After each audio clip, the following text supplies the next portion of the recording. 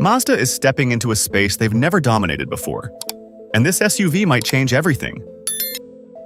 What's going on, everyone? Welcome back to Roadline Auto. Today we're taking a full deep dive into the 2027 Mazda CX-100, the brand's boldest flagship SUV yet. This is Mazda stepping firmly into full-size territory, and after spending time walking around this thing at the auto show floor and going through every angle up close, I've got a lot to say. So grab a coffee, settle in, and let's get into whether this CX-100 deserves a spot on your shortlist. Let's start where every good review should, with the way this thing looks, because the CX-100 is an absolute presence in person. Up front, you get this massive blacked-out grille with a radiating sunburst pattern that wraps around a huge chrome Mazda badge, flanked by slim LED light bars that stretch horizontally into sharp headlight clusters with amber turn signals tucked into the corner. The front bumper is aggressive too, with chunky chrome-trimmed intake vents and integrated parking sensors that give it a genuinely muscular road presence. Move to the side profile and the CX-100 reads long and low despite its height, with a sculpted character line running from the front fender all the way back, chrome window trim, flush door handles with keyless entry sensors, and those massive multi-spoke wheels wrapped in performance rubber like the Michelin Pilot Sport tires we saw on our test unit, which genuinely fill out the wheel arches in a way that makes the whole vehicle look planted. Around back, the CX-100 badge sits proudly next to the Mazda emblem, flanked by these gorgeous horizontal LED taillights that mirror the front light bar design. And depending on trim, you'll find either a quad exhaust setup with a diffuser-style lower bumper or a cleaner dual-exit setup on more understated trims. Overall, this is a design that trades Mazda's usual understated Kodo elegance for something bigger, boxier, and far more dominant on the road. And honestly, I think it works. And once you step inside, this is where things take a serious turn. Step inside, and the cabin continues that theme of understated luxury mixed with genuine presence. Wrapped almost entirely in black perforated leather with contrast stitching throughout. The dashboard is dominated by a floating tablet-style infotainment screen sitting high on the dash, paired with a fully digital driver's cluster and a leather-wrapped steering wheel that houses cruise control, media, and phone buttons along with a chrome Mazda emblem at the center.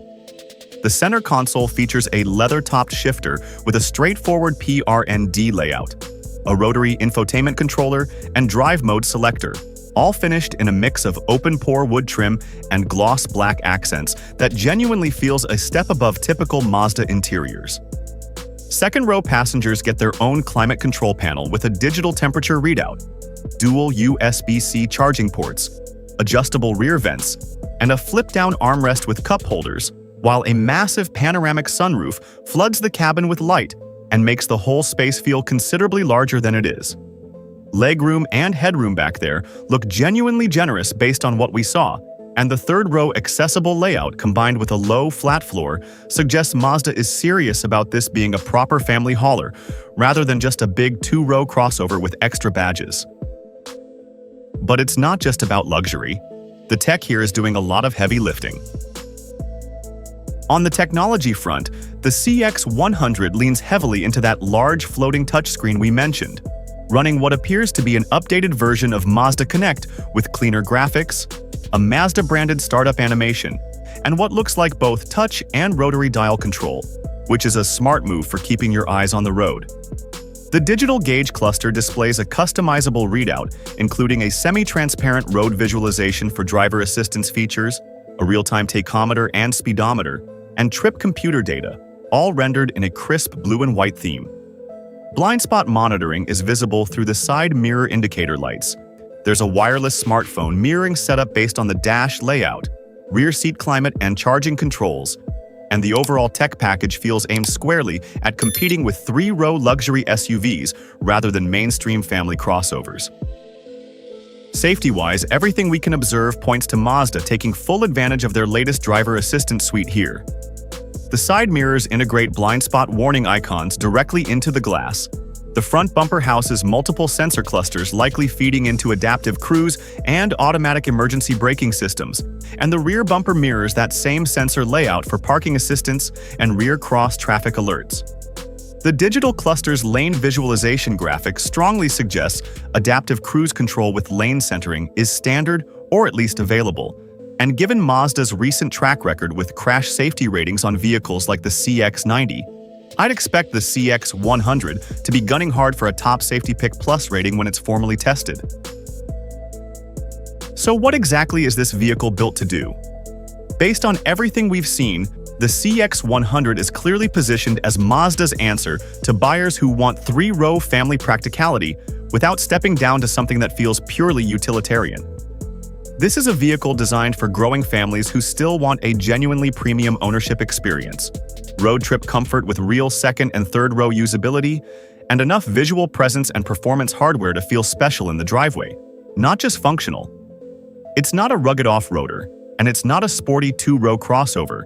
It's squarely aimed at the school run, the airport pickup, and the long-haul family vacation, wrapped in a package that doesn't apologize for wanting to look good doing it. Now let's get into what really matters. What's actually powering this thing? Now let's talk about what's actually moving this thing.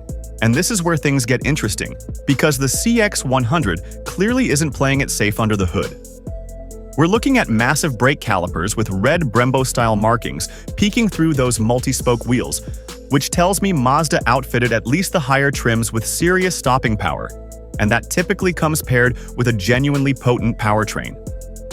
Based on Mazda's current trajectory with turbocharged inline-six engines in the CX-90 and CX-70, I'd expect the CX-100 to launch with a turbocharged six-cylinder as the range topper, likely producing somewhere in the 400 horsepower range, with a plug-in hybrid variant available for buyers who want more efficiency without sacrificing power. The suspension setup, judging by the way this thing sits and the aggressive wheel and tire package, points toward a genuinely composed ride that should handle better than its size suggests, though we'll need actual seat time to confirm that. So how does the CX-100 stack up against the competition?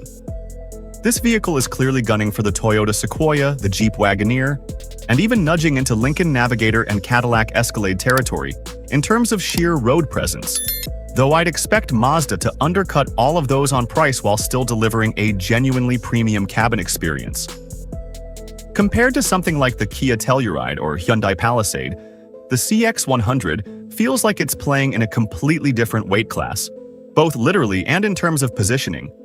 While against the Chevrolet Tahoe and Ford Expedition, Mazda's advantage is likely going to come down to interior refinement and design flair rather than outright towing capacity or off-road credibility. Aerodynamics on a vehicle this size are always a balancing act, and the CX-100 shows some smart design choices here, including that sloped roofline with integrated roof rails, a subtle rear spoiler visible on the tailgate edge, and flush door handles that reduce drag at highway speeds.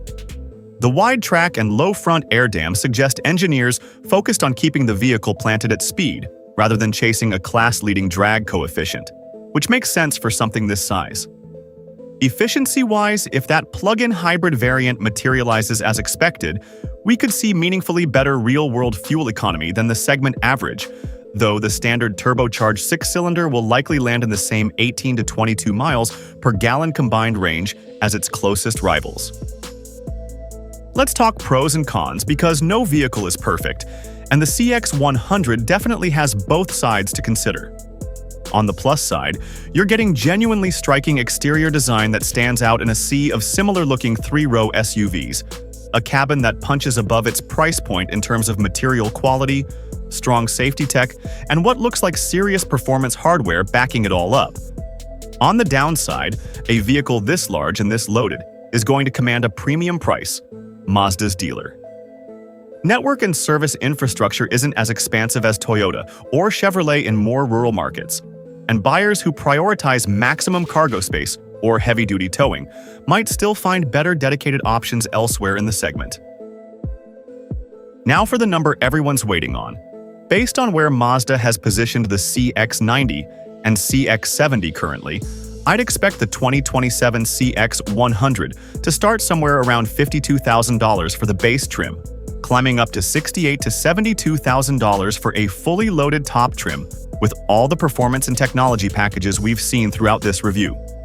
That puts it competitively priced against the Grand Wagoneer and Escalade while still undercutting them by a meaningful margin, which could make it a compelling value proposition for buyers who want that full-size presence without the full-size luxury price tag. When it comes to actually budgeting for a vehicle like this, there's more to think about than just the sticker price. Insurance premiums on a large performance-oriented SUV like this will likely run higher than a comparable mid-size crossover, especially with that turbocharged engine and higher repair costs associated with premium trim materials. Depreciation is another factor worth watching, since Mazda's larger SUVs haven't built up the same resale track record as Toyota or Lexus yet.